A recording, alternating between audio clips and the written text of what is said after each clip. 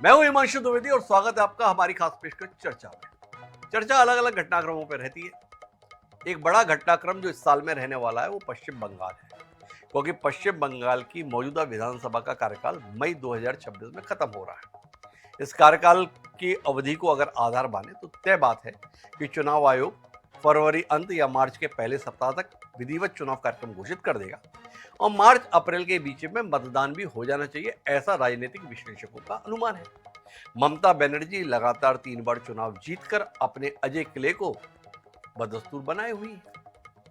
Bharatiya Janata party ने पिछली बार बहुत कोशिश की थी इस किले में सेंधमारी की। भारतीय जनता पार्टी 3 से तकरीबन 80 सीटों तक भी पहुंची, लेकिन बहुमत के आंकड़ों से बहुत दूर रही। भारतीय जनता पार्टी एक बार फिर कोशिश में है। किसी समय पश्चिम बंगाल में बड़ी ताकत रहा वाम मोर्चा या कांग्रेस की कोई हैसियत दिखाई नहीं देती है। सीधे सीधे मुकाबला देश की सबसे बड़ी राजनीतिक ताकत भारतीय जनता पार्टी और पश्चिम बंगाल की सबसे बड़ी राजनीतिक ताकत तृणमूल कांग्रेस अर्थात ममता बनर्जी के बीच में। हमने इतनी पृष्ठभूमि की बात इसलिए की कि ममता बनर्जी और उनकी तृणमूल कांग्रेस भारतीय जनता पार्टी पर और केंद्र पार्टी सरकार पर इस आधार पर हमलावर है कि इनसे जनता के बीच में तो जगह बनाई नहीं जा रही, तो हमको नुकसान पहुंचाने के लिए केंद्रीय एजेंसियों की ये मदद लेते हैं। ताजा मामला ये रहा था जो पिछले दिनों सुर्खियों में रहा कि ईडी ने एक 5 साल पुराने मामले को लेकर छापामार कार्रवाई की। ये छापामार जो कार्रवाई की वो आईपैक कंपनी पर की। यह आईपैक कंपनी जो है चुनावी रणनीति का काम करती है। इसके संस्थापक प्रशांत किशोर रहे। प्रशांत किशोर बाद में राजनीति में सक्रिय हो गए और इस कंपनी का संचालन प्रतीक जैन के पास आ गया। वो प्रतीक जैन जो तृणमूल कांग्रेस के नेता भी हैं। तो आईपैक के ऑफिस पर छापामारी हुई और प्रतीक जैन के यहां पर भी छापामारी हुई। ईडी छापे मारती रहती है, यहां पर भी छापा मार दिया। मामला तूल इसलिए पकड़ गया कि इस छापामारी को राजनीतिक द्वेष से प्रेरित बताते हुए ममता बनर्जी छापा स्थल पर पहुंच गई। उन्होंने कहा कि ये कोई घोटाले के सिलसिले में छापा नहीं है, ये सीधे तौर पर हमारी रणनीति को हथियाने की कोशिश है।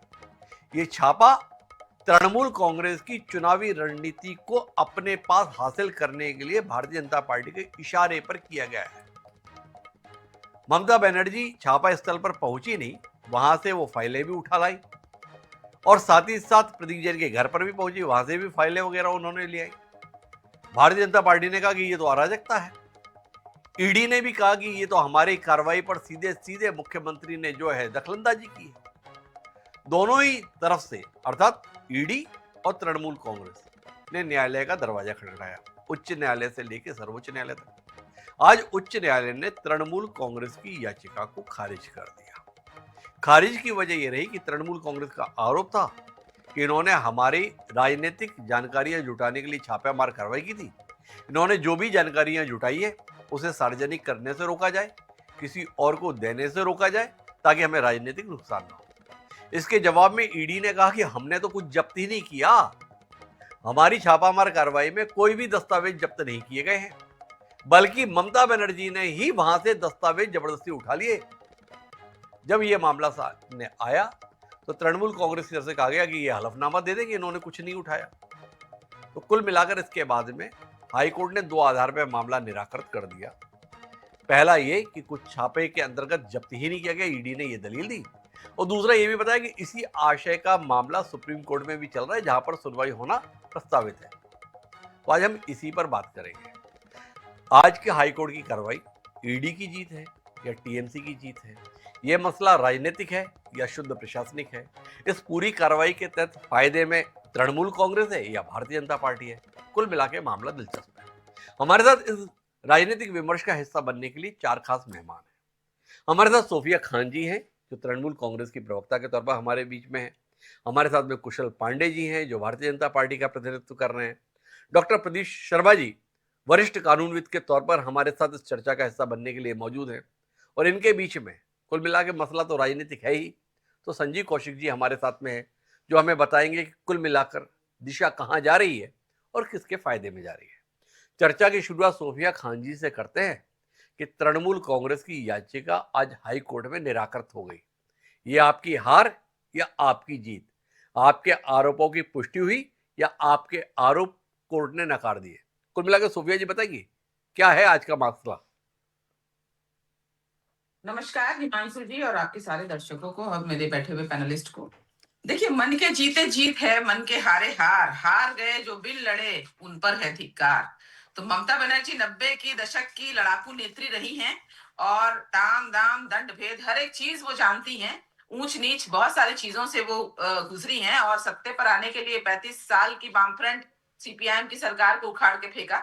तो ऐसी नेत्री को मेरा सलाम और नमस्कार है, क्योंकि वो इतनी जागरूक हैं और इतनी ज्यादा निडर हैं कि वो अपने कह सकते हैं कि अपनी अन्याय के प्रति, जैसे यहाँ पर हम जानते हैं कि सारी घटना तो 4 दिन से चल रही है, अब तक जनता जान ही गई होगी कि आईपैक जो है वो एक कह सकते हैं निजी एक संस्था है, प्राइवेट एक संस्था है जो पॉलिटिकल पार्टियों के लिए काम करती है। फिलहाल वो ममता बनर्जी और तृणमूल कांग्रेस के लिए काम कर रही है। उन्हें उनके पास ये बहुत सी ऑब्वियस बात है कि सारे रणनीति के जो पेपर्स थे, डिस्क थे और बहुत सारी स्ट्रैटेजी थी उनके पास थी, संभावना थी कि थी।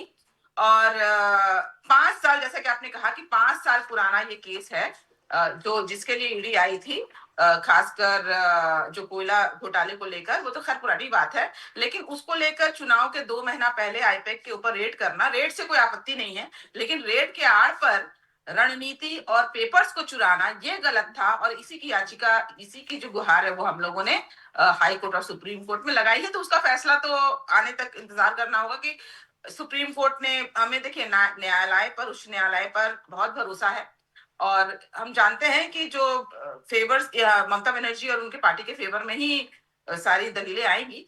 लेकिन उससे पहले मैं यही जनता को बताना चाहती हूँ कि ये जो सरकार है, बाकी राज्यों में मुझे नहीं पता, लेकिन बंगाल थोड़ा अलग है। बंगाल इसलिए भी अलग है कि यहाँ पर हर समय जो धर्म की राजनीति है उसको नकारा गया। यहाँ के लोग थोड़े ज्यादा शिक्षित हैं या कह सकते हैं ज्यादा टॉलरेंट हैं, कि यहाँ पर कभी भी इस तरह की राजनीति कभी चली तो नहीं। और फिर इनको अपन धर्म वरम पर तो बाद में बात कर लेंगे, अभी चुनाव बहुत लंबा जाना है, 2-3 महीने। अभी तो अपन उस विषय पर रहते हैं जिसके लिए आपको आमंत्रित किया है। हाई कोर्ट ने आज आपकी याचिका को, मतलब तृणमूल कांग्रेस की याचिका को डिस्पोज ऑफ कर दिया, बिना ईडी को कोई निर्देश दिए। आपका ये आक्षेप कि उन्होंने हमारा राजनीतिक डाटा चुरा लिया, हमारी रणनीति संबंधी कागज जब्त करने के लिए आए थे, हमारे पूरे डेटा को उन्होंने अपने कब्जे में ले लिया है, और आप याचिका थी कि इसको सुरक्षित रखा जाए, हम संवैधानिक लोकतंत्र में, इसको सार्वजनिक नहीं होना चाहिए, इसकी गोपनीयता बनी रहनी चाहिए। इसके जवाब में ईडी ने कह दिया सब फालतू की बात है, हमने कोई कागज जब्ती नहीं किया, हमने कोई डेटा नहीं लिया, हमारे द्वारा ऐसी कोई कार्रवाई नहीं हुई, बल्कि हम कार्रवाई करने आए थे तो उसमें पश्चिम बंगाल के मुख्यमंत्री ने जरूर दखलंदाजी की, और जो कागज हमें चाहिए थे वो कागज वहां उठाकर ले गई। आपसे जानना चाहता हूं कि आज कोर्ट में आप अपने आरोपों को न्यायालय के सम्मुख प्रमाणित नहीं कर पाए, क्योंकि न्यायालय से ऐसा कोई निर्देश नहीं आया कि इनके दस्तावेज सार्वजनिक नहीं होने चाहिए, इनके दस्तावेज जारी नहीं होने चाहिए। थोड़ा इस पे बताइए ना, क्या आपका आकलन कोर्ट में सही नहीं बैठा, आपके आरोप सही नहीं बैठे, या अभी भी आपको कोई उम्मीद है नहीं नहीं आरोप हमारे सही है, ईडी ने झूठ बोला है, आने वाले समय में हम इसे सही साबित करेंगे? थोड़ा इसको आपसे समझना चाहते हैं सोफिया जी, थोड़ी मदद कीजिए ना हमारी। सबसे पहले हिमांशु जी, कोर्ट के आदेश जो है उसको हम सर्वप्रथम हम सर पर रखते हैं, और कोर्ट ने जो आदेश दिया है उसकी ऑब्वियसली हम रिस्पेक्ट भी करते हैं, हम सब करते हैं, पार्टी और जाति और धर्म से परे। तो कोर्ट ने जो आदेश दिया है उसके ऊपर हम जरूर चर्चा करेंगे। लेकिन जहां तक बात ये है कि देखिए, सिर्फ हम बंगाल की आवाज नहीं बनना चाहते, हम चाहते हैं कि हम सब विपक्ष की आवाज बने। कि जिस तरीके से 2014 के बाद विपक्ष के ऊपर, ये हम कह सकते हैं डेमोक्रेटिक तरीके से ना जीत कर, ईडी और सारी जितनी भी केंद्रीय संस्थाएं हैं उनको इस्तेमाल करके अपने पक्ष के लिए, अपने फायदे के लिए इन सब एजेंसियों का जो गलत इस्तेमाल कर रहे हैं ये लोग। तो ममता बनर्जी देखिए वो हर तरीके से सेफ है, हमें डर की कोई आवश्यकता ही नहीं है। लेकिन हम ऑब्वियसली एक एग्जाम्पल सेट करना चाहते हैं कि हम चाहते हैं कि ये जो आवाज है हर एक विपक्ष नेता, हर एक विपक्ष जितने भी विपक्षी दल है वो उठाए बिना डरे हुए। कि अगर जैसे कहते हैं सांच को आंच क्या, अगर हम सच के साथ खड़े हैं, अगर हमारे अंदर कोई दोष नहीं है, तो हम ईडी और सीबीआई से क्यों डरने जाएंगे भाई? ईडी अपना काम हम करे। क्यों डरने जाएंगे, ये कहना है सोफिया जी का। कोर्ट के आदेश के तहत कहना है कि वो अभी अध्ययन करेंगे, फिर तय करेंगे कि इस पे क्या कहना है। पर हमारे साथ में कुशल पांडे जी हैं, भारतीय जनता पार्टी के प्रवक्ता हैं। आज कोर्ट ने कोई डायरेक्शन नहीं दिया कि ममता बनर्जी ने कुछ गलत किया, ममता बनर्जी के प्रति कोई आक्षेप कोर्ट की तरफ से नहीं आया। क्या कहते हैं कुशल पांडे जी, आपकी कोशिश सफल नहीं हुई? ईडी ने तो बड़ा निराश किया होगा आपको। भाई वहां पर दस्तावेज के लिए गए थे, तृणमूल कांग्रेस के रणनीति को जानने के लिए गए थे, ईडी ने तो आपको निराश कर दिया, बोले हमें कुछ नहीं मिला। उनके प्रवक्ता कह रहे हैं कि सच को आज कैसा, तो अगर सच था तो मुख्यमंत्री वहां पर पहुंच करके फाइल क्यों अपने कब्जे में ली, फाइल छोड़ देती। अगर उनके अंदर में कोई घोटाला नहीं था, कोई मनी लॉन्ड्रिंग नहीं था, कोई कोयला घोटाला का आरोप नहीं था, तो ईडी के सामने आती, क्यों वहां पर पहुंच करके फाइल लेकर के गई। और मैं आपके चैनल के माध्यम से बताना चाहूंगा कि उस फाइल में गवर्नमेंट ऑफ बंगाल का स्टाम्प मारा हुआ था, वेस्ट बंगाल गवर्नमेंट का स्टाम्प मारा हुआ पेपर प्राइवेट कंपनी में क्या कर रहा था, किस दस्तावेज का वहां पर रखा हुआ था। प्रतीक जैन तृणमूल कांग्रेस के आईटी सेल के प्रमुख बोले जाते हैं, आईपैक चला रहे हैं, वहां सरकारी दस्तावेज क्या कर रहा था। ईडी अगर वहां पे छापेमारी करने पहुंचती है तो मुख्यमंत्री तुरंत वहां पर पहुंच करके फाइल लेकर के चली जाती। आखिर क्यों, क्या था उस नीरज के फाइल में मनी लॉन्ड्रिंग घोटाला, कोयला घोटाला सारा आरोप था, तो मुख्यमंत्री लेकर वहां से भाग गए। इससे अच्छा, पहले एक बार बताओ कुशल पांडे जी, आपने कहा कि वो पश्चिम बंगाल सरकार का फाइल वहां पर क्या कर रही थी, वो कवर पे उसका चिन्ह था, ईडी पहुंची तो वो वहां क्या कर रहा था। पर हमारा उससे पहले आपसे एक सवाल है, जिज्ञासा है। आप एक देश के सबसे बड़े राजनीतिक दल के प्रवक्ता हैं। जिज्ञासा हमारी ये कि जहां पर भी चुनाव होने वाले होते हैं वहीं पर अचानक ईडी की ऐसी सक्रियता क्यों हो जाती है, और राजनीतिक दल से जुड़ी हुई संस्थाओं के संदर्भ में ईडी क्यों पहुंच जाती है, खासतौर पर वो संस्थाएं जो विपक्ष के साथ जुड़े हुई हैं, वो कंपनियां जो विपक्ष के साथ संबंध रखे हुए हैं। इसके संदर्भ में कुछ रोशनी देंगे आप? देखिए, चुनाव और एक जांच एजेंसी दोनों अलग अलग प्रक्रिया है। चुनाव आयोग अपना काम करेगा, राजनीतिक दल अपना काम करेगा। जो ईडी एक जांच एजेंसी है, वो तो कोई भारतीय जनता पार्टी के कार्यकर्ता नहीं है या भारतीय जनता पार्टी के नेता कोई अधिकारी है उनके।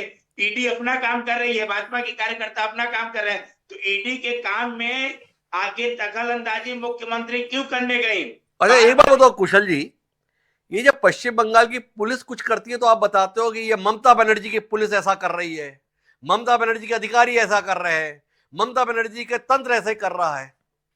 पर ये ईडी वीडी जो एजेंसियां हैं ये भारत सरकार की संस्थाएं हैं। तो जैसे ममता बनर्जी की पुलिस होती है, ऐसे में अगर सोफिया खान जी कहते हैं कि मोदी जी की ईडी, अमित शाह जी की ईडी, तो आप इतना नाराज क्यों हो जाते हैं, इसमें आपकी आपत्ति क्यों हो जाती है? आप तो पूरे देश को बताते हैं ये ममता बनर्जी की पुलिस है, ये स्टीफन की पुलिस है, क्यों ऐसा हो जाता है? आपकी पकड़ वकड़ नहीं है क्या अपनी एजेंसियों पर? ममता बनर्जी की जैसी पकड़ रहती है या विपक्षी सरकारें अपने यहां के तंत्र पर जैसी पकड़ रखती हैं, ये भाजपा के नेता अपनी तंत्र पर वैसी पकड़ वकड़ नहीं रखते, इसलिए आप इनकार करते हैं नहीं नहीं ये हमारे कंट्रोल में नहीं है। देखिए, ईडी जो है वो वित्त मंत्रालय के अंदर में आता है। ये लोग जो बार बार कहते हैं कि अमित शाह का ईडी, अमित शाह का ईडी, अमित शाह का ईडी, तो इन्हें मालूम होना चाहिए कि ईडी जो है वित्त मंत्रालय के अंदर में आता है, अमित शाह के मंत्रालय के अंदर में नहीं आता है। इनके नेता, इनके कार्यकर्ता, देखिए चोर के दाढ़ी में तिनका। जो मुख्यमंत्री, आपके चैनल के माध्यम से आपको मालूम होना चाहिए कि तृणमूल कांग्रेस के आधे मंत्री जेल में है, कुछ मंत्री और सांसद बेल पर हैं, कुछ अपने टाइम का इंतजार कर रहे हैं। तो जिसकी सरकार ही पूरे घोटाले में 2011 के बाद लगातार जितना भी योजना है, सारी योजनाओं में मुख्यमंत्री के नेता घोटाले में फंसे हुए, उसके लिए मैं लोग कहते हैं कि चुनाव आता है तो ईडी आ जाता है। चुनाव 26 में है, ईडी 2021, 2022, 2023, 2024, 2025 लगातार इनके मंत्रालय के ऊपर, इनके मंत्रियों के ऊपर में। इससे पहले पार्थो चैटर्जी के घर में, उनकी गर्लफ्रेंड के घर में करोड़ों रुपया कैश मिला था। तब ये नहीं कि तब तो चुनाव नहीं था, तब किस बात का चुनाव था, तब तो कोई रोना नहीं था ना तृणमूल कांग्रेस का। अभी सामने चुनाव थे, कह रहे चुनाव है। ईडी एक जांच एजेंसी अपना काम कर रही है, उसे मुख्यमंत्री को खुले हाथ दे करके काम करने देना चाहिए। अच्छा कुशल जी, दो सवाल है आपसे, आपने बड़ी महत्वपूर्ण जानकारी हमको दी कि वो देखो ईडी जो है ना वो वित्त मंत्रालय के अधीन है, वो अमित शाह के गृह मंत्रालय के अधीन नहीं है। हम सब जो देश में लोग बैठे हैं ना, हम अमित शाह जी को बहुत ताकतवर और बहुत सक्षम नेता के तौर पर देखते हैं। भारतीय जनता पार्टी में नंबर 2 की हैसियत में हम उन्हें देखते हैं।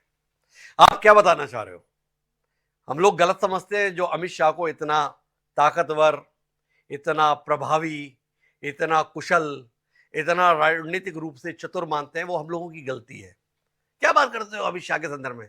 वित्त मंत्रालय में उनका कोई दखल वखल नहीं है। निर्मला सीतारमण के विभाग में अमित शाह की बात कोई सुनता नहीं है, ऐसा आप हमें बताना चाह रहे हो? एक तो ये जानना है आपसे।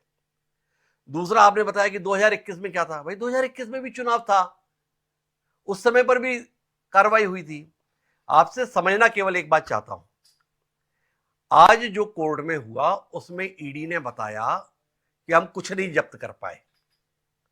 तो क्या मानते हैं आप, ईडी का छापा विफल रहा? तो दो सवालों के उत्तर आपसे चाहिए।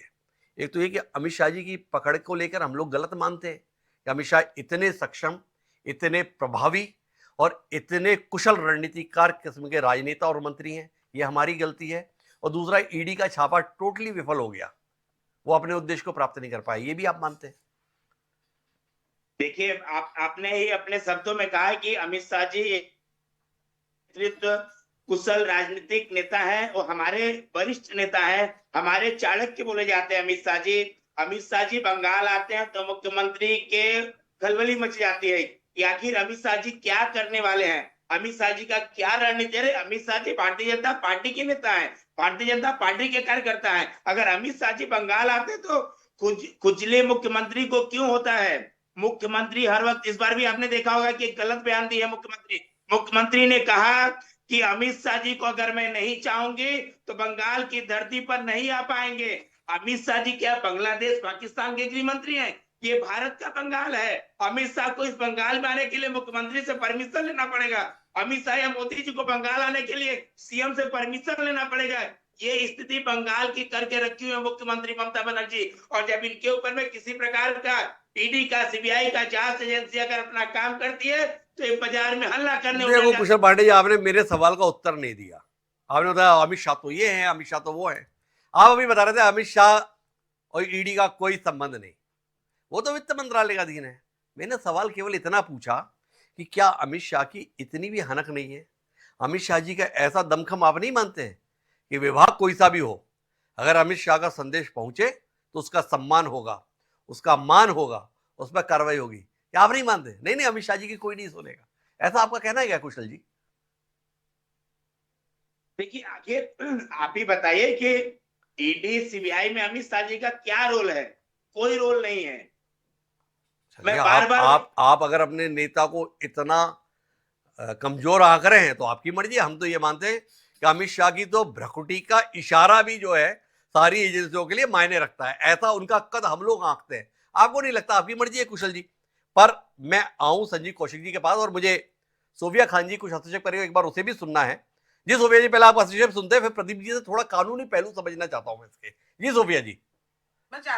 मैं पूछना चाहती हूँ, कुशल जी जो है वो किस व्हाट्सएप यूनिवर्सिटी से पढ़े हुए हैं, ये तो मुझे जानना है। देश देख रहा है कि ये कह रहे हैं कि गृह मंत्री का कोई हाथ नहीं है ईडी के रेड्स में। एनीवेज, मुझे लगता है इनको थोड़ा जानकारी अच्छे से लेके बैठना चाहिए टीवी डिबेट्स पे। और दूसरी बात है, ये कह रहे हैं ना, ये सारे मंत्रियों के जो नाम गिना रहे हैं, मैं पूछना चाहती हूँ कि जो तृणमूल से दल बदलू नेता जो चले गए, इनके भाजपा के जो आज नेता बने हुए हैं, बंगाल के विपक्ष नेता, ये बताइए कि उनके ऊपर भी तो ईडी का रेड मंडराता था जब वो टीएमसी में हुआ करते थे, लेकिन जैसे ही टीएमसी से भाजपा में जाते हैं वॉशिंग मशीन से धुलकर, बिल्कुल कोई उनके ऊपर इधर 4-5 सालों में कोई रेड नहीं हुआ जब से वो भाजपा में है। और मैं नाम गिनाती हूं, बंगाल के मुकुल रॉय जब यहां पर टीएमसी के नेता थे तब उनके ऊपर ईडी का रेड होता था। भाजपा में जाते हैं, उनके ऊपर ईडी का रेड बंद हो जाता है। ये अलग बात है, वो फिर से टीएमसी में आ गए हैं। तापस रॉय 2024 सांसद के इलेक्शन के वक्त, तापस रॉय जो बंगाल से बारानगर से टीएमसी के नेता थे, एमएलए थे, उनके ऊपर ईडी का रेड हुआ ठीक चुनाव से 2-4 महीना पहले। ऐसा हुआ कि उनको इस्तीफा देना पड़ा और फिर बाद में उन्होंने बीजेपी ज्वाइन कर लिया। उसके बाद से ईडी के सारे रेड्स बंद हो गए। और अगर मैं पूरे देश की बात करूं तो मैं किस किस का नाम गिनाऊं? नवीन जिल्दर, प्रफुल्ल पटेल, एस अधिकारी, अजीत पवार, अशोक चौहान, अमिंदर सिंह, नारायण नारायण राणे और यहाँ आपके शुभेंदु अधिकारी, ये सारे लोग तो भाजपा में जैसे ही वो लोग जाते हैं विपक्ष से, वो सारे के सारे दूध से धुल जाते हैं। तो आप क्या बात करते हैं? जनता बेवकूफ नहीं है, जनता तो देख रही है। जनता बेवकूफ नहीं है, सूफिया जी ये बता रही है, लेकिन मैं डॉक्टर प्रदीप शर्मा जी जनता के संदर्भ में नहीं, अदालत के संदर्भ में समझना चाहता हूं। आज जो कुछ भी हुआ कोलकाता हाईकोर्ट में, उसे हम किस रूप में देखें? ममता बनर्जी के आरोपों पर मोहर लगी, या ईडी ने अपने आप को पाकसाफ साबित किया, या दोनों यथास्थिति में और फैसला अब सुप्रीम कोर्ट करेगा कौन सही कौन गलत? कुल मिला के हुआ क्या है, थोड़ा इस पहलू को हमें समझाएंगे? डॉक्टर साहब, ये तो बात बिल्कुल पक्की है कि फाइनली डिसाइड जो करेगा वो तो सुप्रीम कोर्ट ही करेगा। सुप्रीम कोर्ट सर्व पर ही है, उसके बाद मतलब न्यायिक व्यवस्था में उससे बड़ा कोई कोर्ट नहीं है। अब मैं इस टॉपिक में आगे बढ़े, मैंने सब लोगों को सुना, तो मैं आपको पहले 3-4 चीजें बतानी चाहूंगा कि कैसे ईडी का फंक्शन होता है और बेसिकली ईडी का पर्पस क्या है जी। उसके बाद फिर जो ममता जी का एक्ट था और जो ईडी का एक्ट था कि वो justified in the eyes of law था या नहीं था, ये सब बातें मैं आपको बताना चाहूंगा। तो सबसे पहले मैं बताना चाहूंगा कि ED basically PMLA, prevention of money laundering act को डील करती है कि पैसा गलत तरीके से एक जगह से दूसरी जगह ना चला जाए, हवाला जिसे बोलते हैं, उस तरह का कोई ट्रांजैक्शन ना हो जाए, कोई ब्लैक मनी को व्हाइट में कन्वर्ट करे। ये सब कुछ जो एक्टिविटीज होती है, ईडी का सिर्फ वहां तक काम है जी। सेक्शन 17 पीएमएलए एक्ट वो स्पेसिफिकली सर्च एंड सीजर के ऊपर बात करता है और एम्पावर करता है अथोराइज्ड ऑफिसर को कि वो किसी भी प्रेमिसेस में एंटर कर सकता है, सर्च कर सकता है, प्रेमिसेस जहां पर कि उसको शक हो कि यहां पर रिकॉर्ड रखा हुआ है, और प्रोसीड ऑफ क्राइम मतलब जो मनी है, प्रोसीड ऑफ क्राइम या कोई इस तरह का दस्तावेज, वो किसी बॉन्ड की फॉर्म में हो सकता है, किसी भी फॉर्म में हो सकता है, ऐसा दस्तावेज जो मनी को लेकर डील करता हो जी। तो सबसे, और उनको सीज कर सकता है। ये सेक्शन 17 में दिया हुआ है। सेक्शन 18 जो है वो सर्च ऑफ पर्सन, वो ये कहता, वो ईडी को पावर देता है कि किसी इंडिविजुअल को वो सर्च कर सकता है, उसकी प्रॉपर्टी सीज कर सकता है, उसके रिकॉर्ड को सीज कर सकता है, और जिस प्रेमिसेस के अंदर वो सर्च कर रहा है उस प्रेमिसेस को वो उसके अंडर कंट्रोल में रहती है जी। ये जब मैं बातें बोल रहा हूं तो मैं आपको बताऊंगा कि इन बातों का एक्चुअली मतलब क्या है। इसी तरह सेक्शन 16 ऑफ पीएमएलए जो है 16, 17, 18 ये 3 इंपॉर्टेंट ईडी के हैं जी। तो वो जो सेक्शन 16 पीएमएलए है वो अलाउ करता है searches and seizures in a particular direction, common उसके अंदर।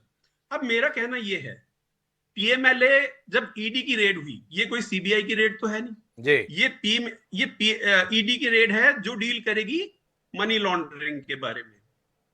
तो जब ये किसी प्रेमिसेस पे गए तो देवर विद इन देयर पावर्स कि ये किसी भी एज पर जो सेक्शंस मैंने इसीलिए आपको बताया जी। कि ये उन सेक्शन से ये एम्पावर्ड है कि किसी भी जगह पर जाकर जहां पर इनके पास कोई इंफॉर्मेशन हो जी।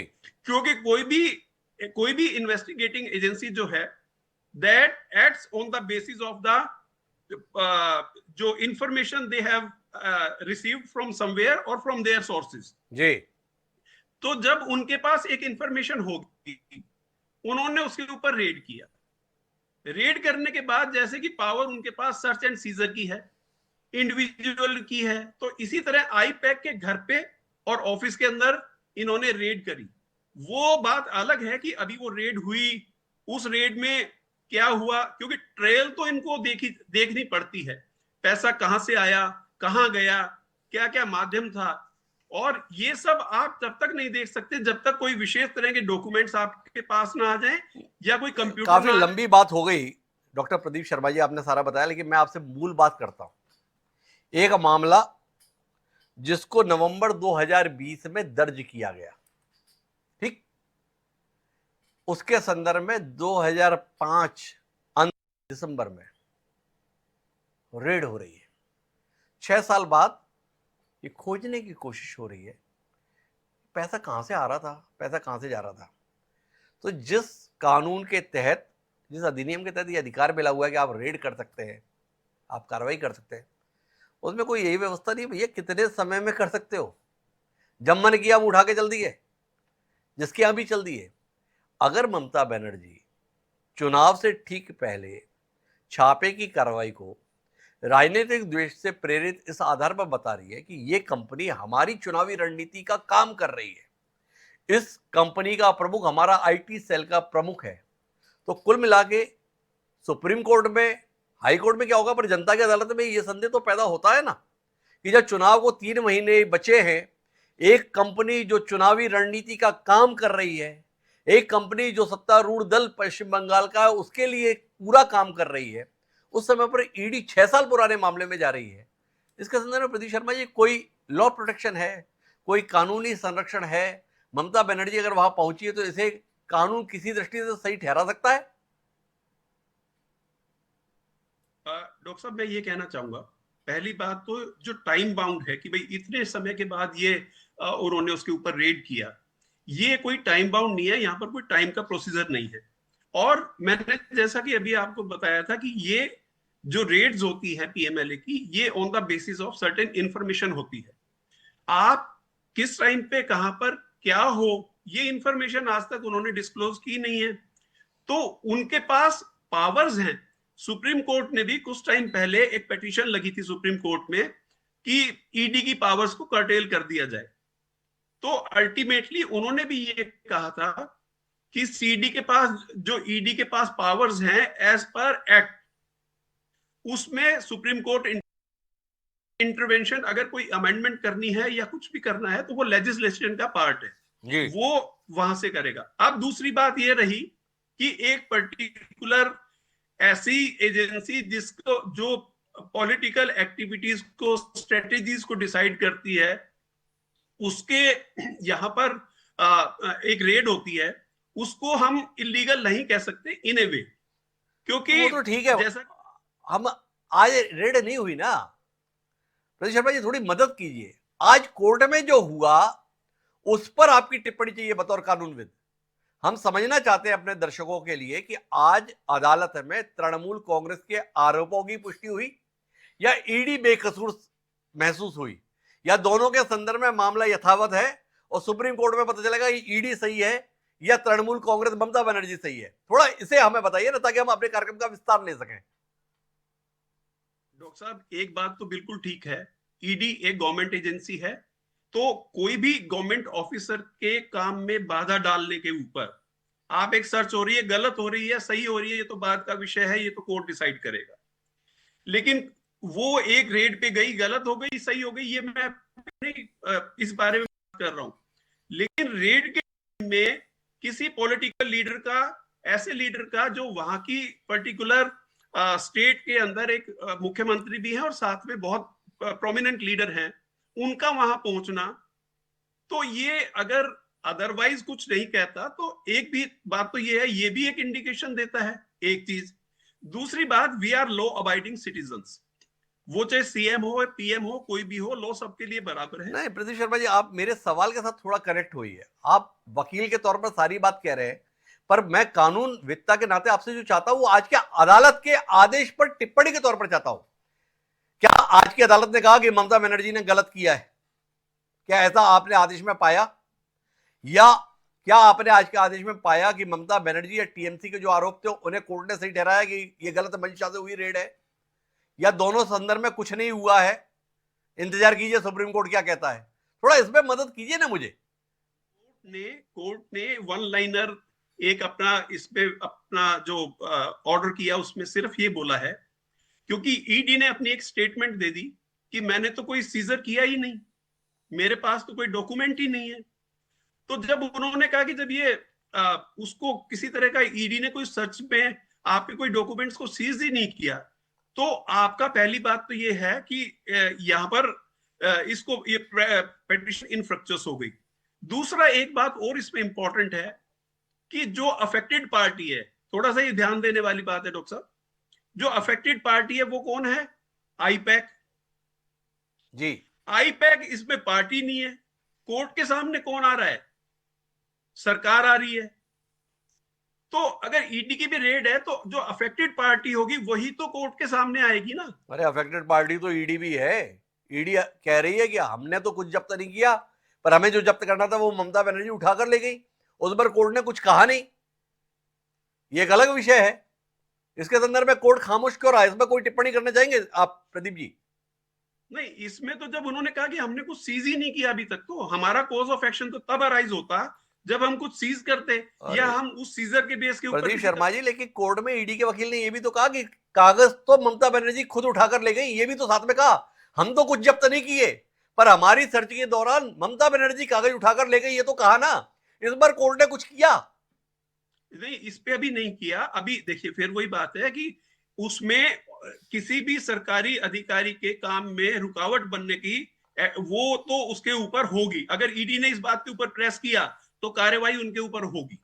कार्रवाई होगी, ये प्रदीप जी का कहना है। पर आज जब कोर्ट में ईडी ने कहा, मतलब ईडी के ओर से वकील ने कहा, तो उस पर अभी तक तो कुछ नहीं हुआ। पर बहरहाल इसके राजनीतिक मायने समझने की कोशिश करते हैं। संजीव कौशिक जी मेरे साथ में है। क्या कहते हैं संजीव जी? ये आत्मघाती गोल है। ईडी की कार्रवाई ममता बनर्जी को मजबूत कर गई, ममता बनर्जी के लिए सहानुभूति का वातावरण बना गई, या भारतीय जनता पार्टी के कार्यकर्ताओं में हौसला पैदा कर गई? ममता दीदी इस बार तो चुनाव के तहत निपट जाएगी। क्या है संजीव जी, थोड़ा रोशनी देंगे? हिमांशु जी, बंगाल के इस घटनाक्रम के दो मायने हैं और दो तरीके से इस पर ध्यान दिया जाए। एक राजनीतिक मायने है और दूसरा एक संवैधानिक भी मसला है इसमें। जी, राजनीतिक मायने ये है कि भारतीय जनता पार्टी के हौसले आज के वक्त में बुलंद है। वो चाहे हरियाणा से हो, महाराष्ट्र से हो, दिल्ली से हो, बिहार से होते हुए उनको लगता है कि एक धक्का और दो और बंगाल का किला फतह कर जाओ। लेकिन वो ये बात भी समझते हैं कि बिहार, हरियाणा, दिल्ली, महाराष्ट्र के जैसे बंगाल नहीं है। बंगाल बहुत टफ है उनके लिए।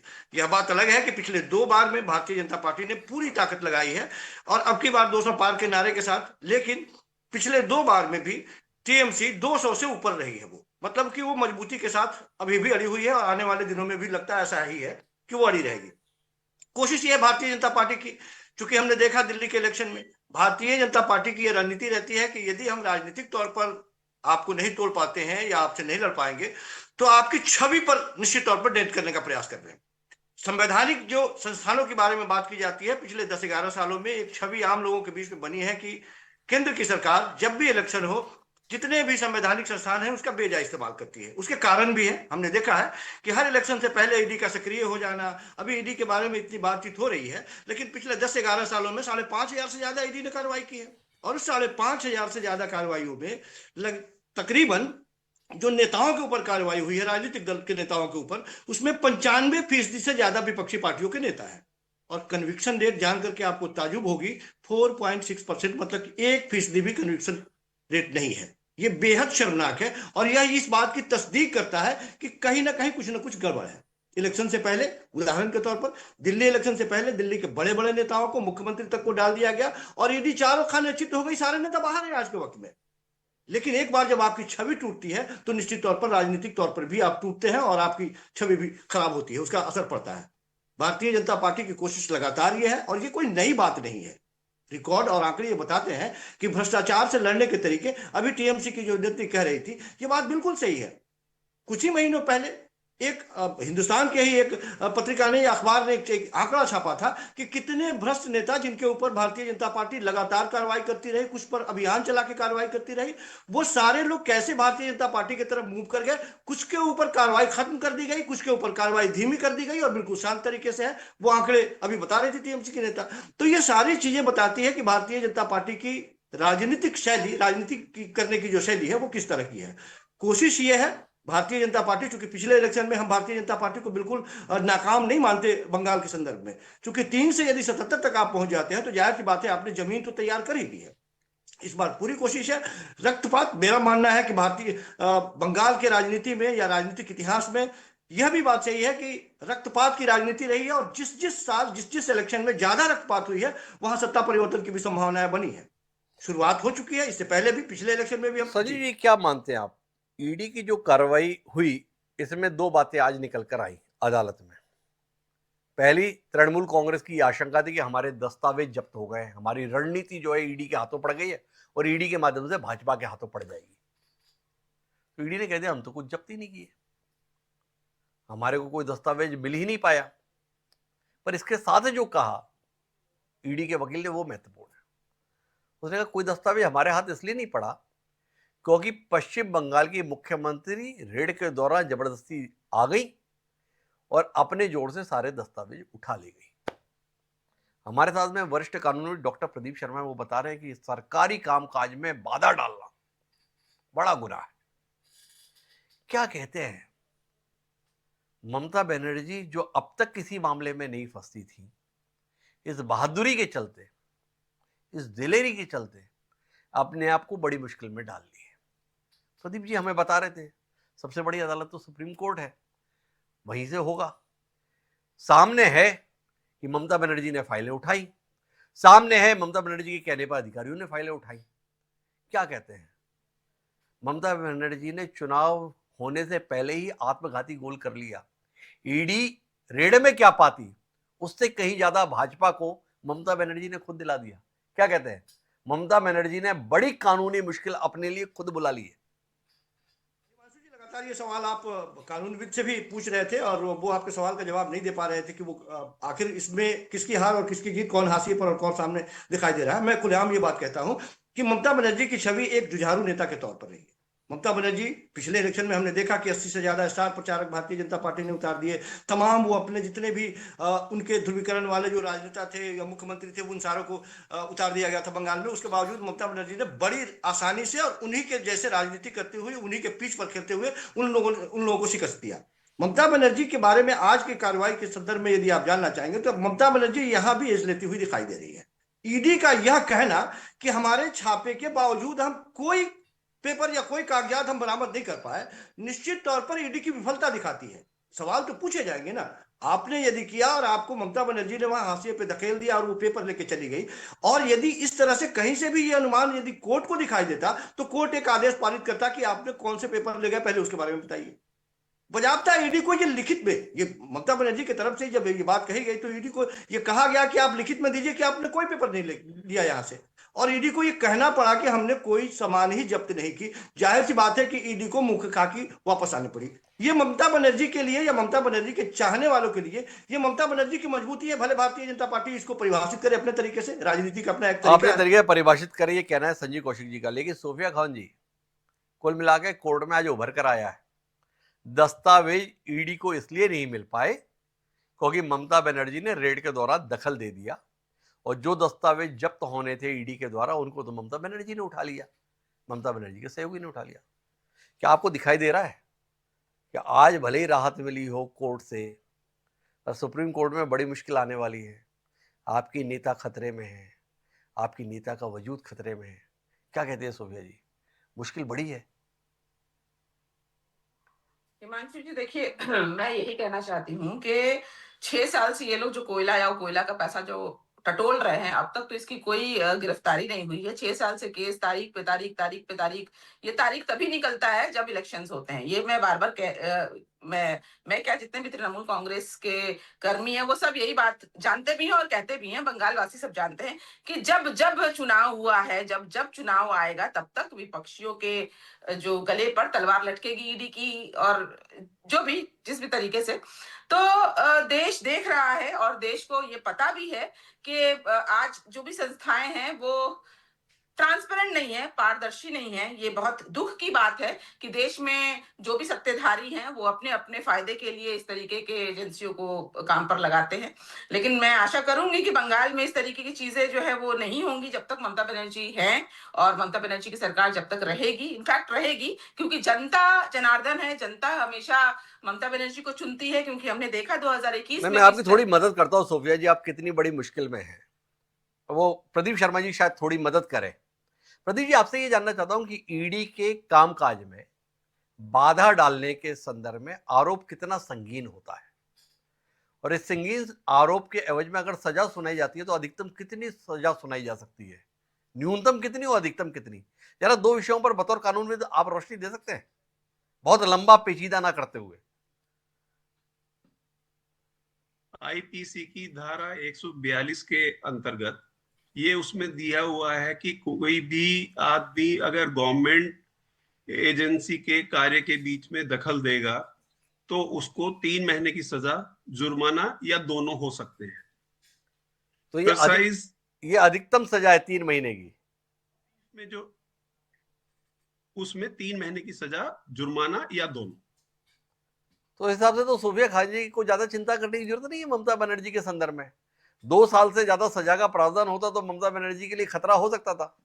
3 महीने की सजा के संदर्भ में तो क्या कहते हैं प्रदीप जी, ज्यादा खतरनाक मसला नहीं है। हमें ठीक ही कह रहे संजीव कौशिक जी, फायदा हुआ है ममता बनर्जी को, एक दिलेर मुख्यमंत्री के तौर पर, एक दिलेर नेता के तौर पर छवि बनी। क्या कहते हैं आप? राय कानूनी दृष्टि से बहुत खतरा नहीं।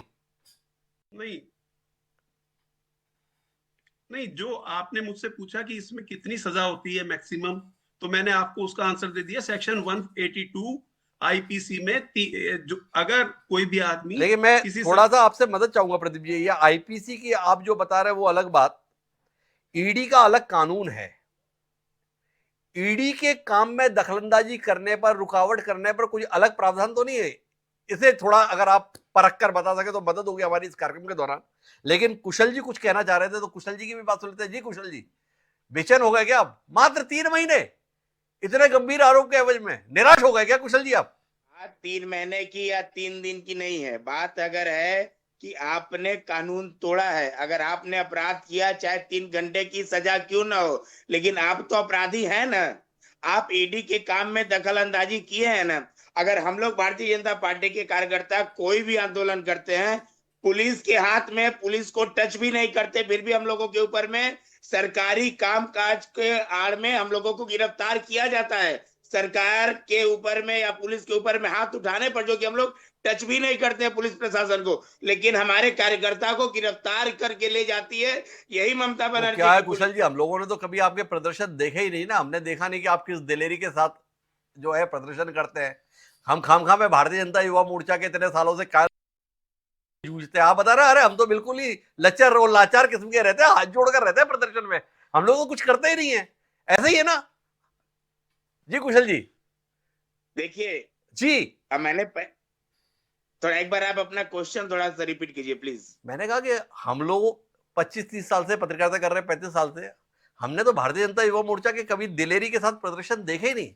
हम खामखा में गलत तस्वीरें दिखते और दिखाते थे, जिसमें आप लोग जीवटता के साथ में भिड़ जाते थे, अड़ जाते थे, लड़ जाते थे। आप लोग तो हाथ जोड़कर रहते हैं, बिल्कुल एकदम डरे डरे से, सहमे सहमे से। ऐसा ही है ना आपका?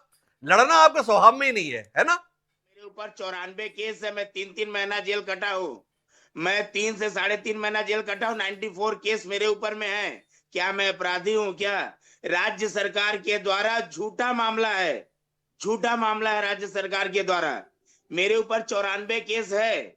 मैं एक साधारण परिवार का सदस्य हूँ, जिला अध्यक्ष रहा हूँ युवा मोर्चा का। लेकिन अगर जब एक साधारण कार्यकर्ता के ऊपर में पुलिस के ऊपर से आरोप लगाया जाता है, मुख्यमंत्री ईडी के कार्रवाई को रोकने, बाधा देने पहुंची है। आखिर ऐसा क्या था उस फाइल में कि मुख्यमंत्री फाइल लेने के लिए वहां पहुंच गई? उन्होंने बता दो दिया कुशल जी। फाइल में थी उनकी चुनावी रणनीति, फाइल में था उनका ब्लूप्रिंट, फाइल में थी उनके संभावित उम्मीदवारों के नाम, जिसको आपके हत्थे पड़ने से रोकने के लिए वो पहुंची। बताया तो है उन्होंने कि ये था। ईडी क्या कोई राजनीतिक दल है कि उनके उम्मीदवारों का नाम लेकर के ईडी क्या करेगी? और 2022 का डेट है, आपको वीडियो के माध्यम से नहीं देखे होंगे तो आप देख लीजिए। उस फाइल में एक डेट डाला हुआ था 2022 का। इसका मतलब 2022 में मुख्यमंत्री अपना कैंडिडेट घोषणा कर दी थी, 2022 में लिस्ट बन चुका था। ये सिर्फ गुमराह किया जा रहा है। उस पेपर में, उस फाइल में कोई कैंडिडेट का लिस्ट नहीं था, कोई उनके बूथ एजेंट का लिस्ट नहीं था, कोई बूथ अध्यक्ष का लिस्ट नहीं था। उस फाइल में सिर्फ और सिर्फ घोटाले घोटाले घोटाले के कागज, दस्तावेज थे, जिसको मुख्यमंत्री ने। आपका मानना ये है कि ये जो आईपैक वाले हैं, वो प्रतीक जैन जो है वो बिल्कुल नासमझ आदमी है। जिस मसले पर 5 साल पहले मामला दर्ज हो रखा है ईडी के द्वारा, उससे जुड़े हुए सारे दस्तावेज, सारे प्रमाण, सारे सबूत वो अपने दफ्तर में रख के बैठे थे, इस बात के लिए कि आप आओ और हमारे यहां से ले जाओ। इतने ही नासमझ लोग हैं ना कुशल जी, ये आईपैक वाले, ये टीएमसी वाले, ये प्रतीक जैन। मुख्यमंत्री कभी ये सोची नहीं थी कि ईडी उनके आईपैक के ऑफिस में पहुंच जाएगी, इसलिए सारी फाइलें वहां रख करके रखी थी। उन्हें नहीं आइडिया था कि ईडी वहां पे पहुंच सकती है, सीबीआई वहां पे जा सकती है। मुख्यमंत्री अगर जानती तो वहां पे फाइल नहीं रखती। क्या बात करते हो कुशल पांडे जी, ईडी तो मुख्यमंत्री के कार्यालय तक में पहुंच जाती है, हम देख रहे हैं। ये आईपैक ऐसी कौन सी चीज थी जिसके चलते उम्मीद नहीं थी कि यहां पर कभी आ सकती है? ये आईपैक क्या मुख्यमंत्री निवास, मुख्यमंत्री कार्यालय से भी बड़ी चीज है। ये केजरीवाल तक को तो जेल में डाल दिए, ये ईडी वाले हेमंत सोरेन झारखंड के मुख्यमंत्री, उनको जेल में डाल दिए। ये आईपैक इतनी बड़ी चीज है क्या जिसमें ईडी जा ही नहीं सकती थी? ऐसा भरोसा टीएमसी और ममता बनर्जी को था। ये क्या है आईपैक? अब ममता बनर्जी जानती थी तभी तो फाइल वहां पे रखी थी, तभी तो फाइल वहां पर रखी थी, नहीं तो फाइल नहीं रखती। मैं आपके चैनल के माध्यम से बताना चाहूंगा कि जब पार्थो चटर्जी गिरफ्तार हुए, मुख्यमंत्री उनके घर पे पहुंची थी क्या? सुदीप बंदोपाध्याय गिरफ्तार हुए, मुख्यमंत्री उनके घर पे पहुंची थी क्या? मदन मित्रा गिरफ्तार हुए, मुख्यमंत्री उनके घर पे पहुंची थी क्या? खाद्य मंत्री गिरफ्तार हुए तो मुख्यमंत्री उनके घर पहुंची थी क्या? नहीं पहुंची थी ना। तो आई पैक के ऑफिस में मुख्यमंत्री इतने एक्टिविटी के साथ में पुलिस प्रशासन को लेकर के, यहाँ के डीजीपी को लेकर के क्यों इतना हड़बड़ी में क्यों गई पहुंची थी? है? इसका उत्तर मैं दे सकता हूं, पर मुझे लगता है सोफिया जी को देना चाहिए। सोफिया जी, मासूम सा सवाल है कुशल पांडे जी का। उन्होंने बताया कि ये 4 टीएमसी के बड़े नेता थे जिनकी यहां पर छापा पड़ा, उस समय ममता बनर्जी नहीं पहुंची। आईपैक में पड़ा वो ममता बनर्जी पहुंच गई। क्यों पहुंच गई? कुशल जी जानना चाहते हैं, आपको बताना चाहिए। सोफिया जी बताइए ना कुशल जी को और हमारे दर्शकों को। ये भाजपा के प्रवक्ता कुशल जी हैं, इनके ऊपर 94 केस क्यों लगे होंगे ये अभी मैं और जनता समझ चुके हैं कि आपके ऊपर 94 केसेस क्यों लगे हैं। सबसे पहले तो ये व्हाट्सएप यूनिवर्सिटी में पहले ही बोल चुकी हूँ, ये व्हाट्सएप यूनिवर्सिटी से पढ़कर आए हैं और इनको ये भी नहीं पता है कि यहाँ पर अभी ये जो कह रहे थे ना, कानून की जो बातें कर रहे थे, किस कानून के तहत इनके बुलडोजर बाबा यूपी में बुलडोज कर देते हैं घरों को, वो किस कानून के दायरे पे आता है भाई? तो कानून तोड़ने में आप लोग आगे हैं, ममता बनर्जी आगे नहीं है। और वो कह रहे हैं ना आईपैक के दफ्तर में नहीं जा सकती थी, ममता बनर्जी को नहीं पता था इसीलिए फाइलों को वहां छुपा दिया। क्या बच्चों वाली बातें करते हैं? 6 साल पुराना केस, उसके कागजात ओपनली जो आईपैक स्ट्रेटेजी बनाती है, आईपैक जिसको पूरी दुनिया जानती है, वहां पर ले आके ममता बनर्जी फाइल रख देती है। ये छोटा सा एक 3 साल का बच्चा भी इस तरीके की बातें नहीं करेगा। तो ये तो है भाजपा के वो तो ठीक है सोफिया जी, उनकी दूसरी जिज्ञासा का समाधान कीजिए ना। कुशल जी ने ये पूछा है सोफिया जी कि जो टीएमसी के बड़े बड़े नेताओं के यहाँ रेड हुई तब ममता बनर्जी वहां नहीं पहुंची, या आईपैक के दफ्तर में क्यों पहुंच गई? ये तो आपने ही कह दिया ना, ये तो कुशल जी ही नहीं कह दिया कि नहीं पहुंची। नहीं पहुंची इसलिए नहीं पहुंची क्योंकि उनको नहीं पहुंचना था, ईडी को अपना काम करने दिया। लेकिन आईपैक के दफ्तर में वो आईपैक के प्रतीक जैन को बचाने नहीं गई थी, वहां पर वो अपने स्ट्रैटेजीज को लेने के लिए गई थी। बाकी प्रतीक जैन के ऊपर अगर आपको केस करना है, उनके ऊपर अगर कोयला या कोयले के पैसे खदेड़ने हैं, वो खदेड़िए ना आप, उससे कोई आपत्ति नहीं है। लेकिन टीएमसी के ऊपर प्रहार जो है ममता बनर्जी और उनके एक कर्मी नहीं सहेंगे, इसीलिए जोतो करो हमला, आबाद जीत बे बांग्ला। तो कुल मिला के सोफिया जी ने बताया कि देखो वो भ्रष्टाचार के संदर्भ में कार्रवाई थी, टीएमसी के संदर्भ में भले ही नेता हो तो करिए अपनी कार्रवाई, जो सही होगा सामने आएगा वक्त के साथ में। पर आईपैक के संदर्भ में सोफिया जी का कहना है कि वो कार्रवाई भ्रष्टाचार की खोज के लिए नहीं थी, वो कार्रवाई तो हमारी स्ट्रेटजी को कब्जे में लेने की थी, इसलिए ममता बनर्जी पहुंची। संजीव जी, आखिरी टिप्पणी, कोर्ट क्या समझेगा ये बात की बात, चुनाव के मद्देनजर तो जनता क्या समझेगी उससे समझना है। कुशल जी के सवाल का बतौर राजनीतिक विश्लेषक आपका क्या उत्तर है? कुशल जी ने कहा कि देखो इतने बड़े बड़े नेताओं के यहाँ छापा पड़ा, तब ममता बनर्जी को नहीं लगा कि अपने को जाना चाहिए। आईपैक के यहाँ छापा पड़ा, पहुंच गई। जनता ने क्या समझा, क्यों पहुंच गई ममता जी? पैसों का हिसाब बचाने के लिए या अपनी रणनीति बचाने के लिए? हिमांशु जी, आपको तैयार रहना होगा। इस तरह के मुद्दों पर लगातार अब चर्चा चलती रहेगी और ये छापेमारी खत्म भी नहीं होने जा रही है। ये लगातार इस तरह के और कार्रवाई आपको देखने को मिलेंगे और ये कार्रवाई कम होने के बजाय और बढ़ेगी। निश्चित तौर पर ममता बनर्जी जुझारू जिस तरह से है, वो खेला होबे किनारे के साथ वो सड़कों पे उतर चुकी है और भारतीय जनता पार्टी भी ये बात समझ चुकी है कि जितनी आसानी से वो बंगाल को अपने झोली में डालने का प्रयास कर रही है, उतना आसान नहीं है। बंगाल के लोगों के मिजाज में एक अलग तरह की राजनीति है और ममता बनर्जी उस नब्ज को बहुत बेहतर तरीके से समझती है। भाजपा बंगाल को आसान समझती हो ऐसा कभी लगा नहीं। बंगाल बहुत मुश्किल है, ये भाजपा समझती है, इसीलिए अलग अलग प्रयोग करती है। ममता बनर्जी से जूझने के लिए ममता बनर्जी के सहयोगियों की तलाश में भी भाजपा पूरी जोर से रहती है। लेकिन ममता बनर्जी, जिन्होंने अपने साहस से, अपने पराक्रम से, अपनी कोशिशों से वाम मोर्चा को उखाड़ फेंका, क्या उन ममता बनर्जी की सत्ता को भारतीय जनता पार्टी 2026 में हिला पाएगी? और क्या ईडी की ये कार्रवाई चुनावी राजनीति से परे मेरिट पर अपने आप को सही साबित आने वाले समय में अदालत में कर पाएगी? ये दोनों ही महत्वपूर्ण सवाल हैं। आने वाला वक्त इसका उत्तर देगा। लेकिन आप सभी मेहमानों का बहुत बहुत धन्यवाद हमारी इस चर्चा को दिलचस्प बनाने के लिए। आज के इस कार्यक्रम में इतना ही। कल फिर मिलेंगे नए विषय के साथ। मुझे दीजिए इजाजत।